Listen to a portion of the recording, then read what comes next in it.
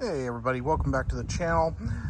Today we're working on my GMC Sierra Denali, and what's going on is I got a p0700. This is a transmission code, and the wisdom of the internet says that this is the culprit. It is the transmission harness. This is an aftermarket one from Nova Parts, not sponsored. What we're going to need to get at it, you're going to need a container clean to catch your fluid. If you haven't replaced your fluid, this is a good time to do it. Do the Exxon upgrade to the fancy fluid they have, the mobile one. I don't remember what it is, but it's a special GM compatible fluid. I've got my 10 mil on a small impact driver. I've got a very basic Harbor Freight fluid transfer pump to pump the fluid up into the trans. I've got some other 10 millimeters, a wrench, a 10 deep, and then I've got a trim tool and a small pick so that we can get all these little nifty fasteners off. And I've got some towels because, I'm going to make a mess. Anyhow, I'll take you down below. We'll take a look at what's going on here once I get the truck up. And as I said, I did my fluid a few thousand miles ago, so I'm not going to be replacing it this time. But we should be able to get this in good shape. Okay, we're under the truck now, and we're looking at the pan on the 8L90.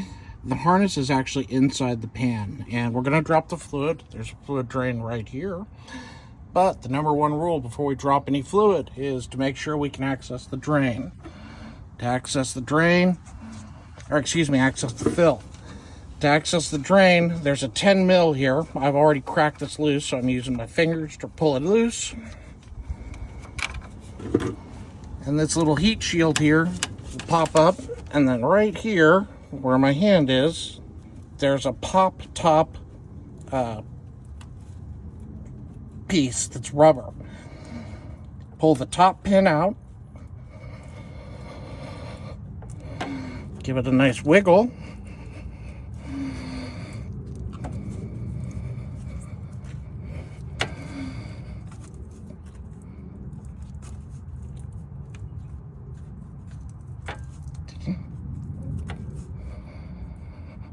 Sometimes it may need a little help with your handy pry tool.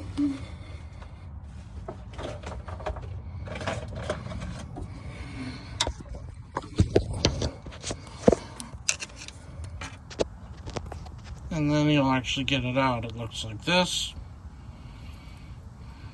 This is the part you pull up on first in order to pop it out. When you fill it, you're going to put your fill hose from your transfer pump up in here into this hole, and that's where you're going to pump your fluid back in. Now, part of why we're using a bucket to catch this is we want to make sure we know the quantity that we remove is the same that we put back in. So I'm going to drop the fluid now, and then we're going to work on removing all of these tins around the boundary of the trans pan to actually drop the pan. And the goal is to do this without making a terrible mess. I'm probably going to make a terrible mess. A couple of these are nasty to get at. The ones that are behind these exhaust pipes, you'll need like either a wobble or a wrench to do. Alright, now that you've joined me for a bath in ATF, we're looking at the underside of the trans with the pan off. What we need to do is, this is the actual harness assembly here that we're going to pull. So you've got to release this clip and this wire, and you're going to use your trim tool. I've already kind of done this to make life easier. You're going to have to kind of break this thing loose. And then there's a cam lock fastener up here. You're going to open the cam and pull the trans harness out.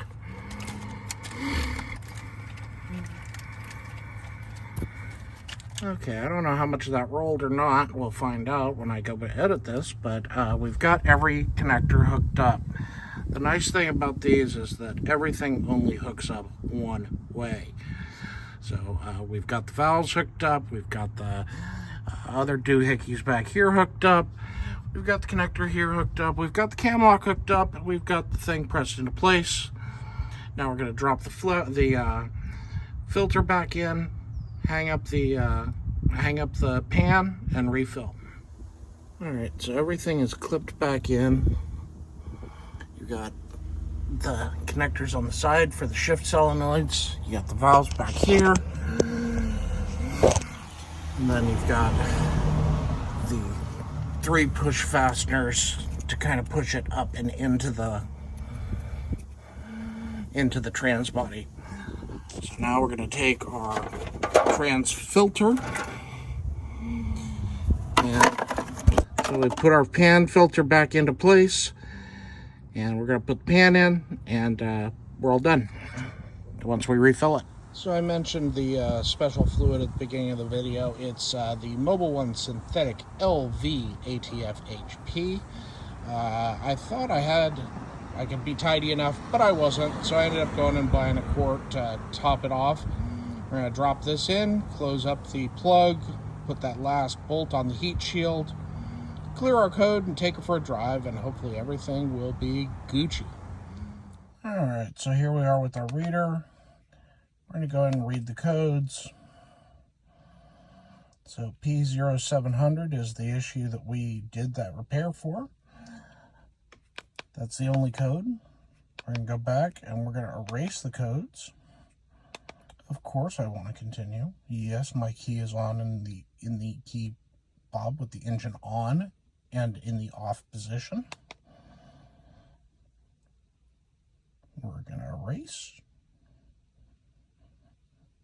All clear. And we're going to unplug, and we'll take it for a test drive, and once everything's all good, we'll make sure to let everyone know. Thank you so much for watching.